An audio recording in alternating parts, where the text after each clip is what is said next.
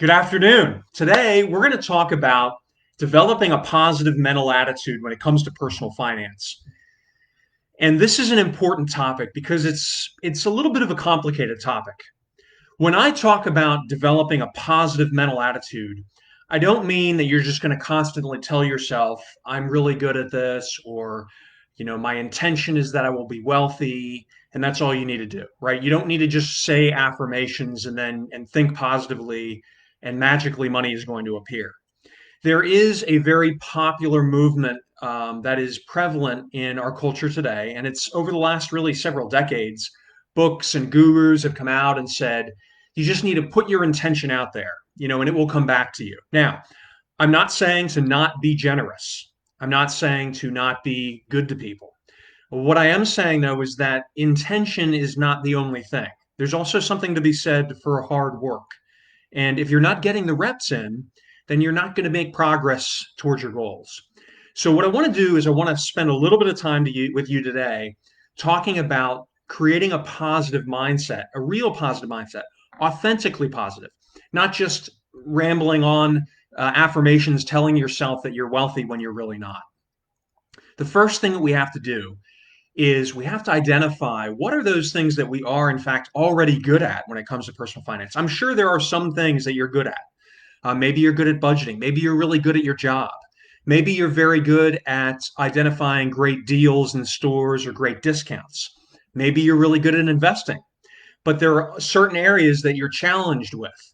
Look at those areas that you're good at and remind yourself, hey, this is a strength that I have. And now, how can I develop realistic strategies to shore up my weaknesses, to find those areas and help myself improve where I can? So, for instance, if you have difficulty budgeting, maybe you can set up a routine where every day at a certain time of day, you're going to review your budget, or every week, and get yourself into the habit of doing that. The other important thing you can do is to surround yourself with positive, uplifting family and friends.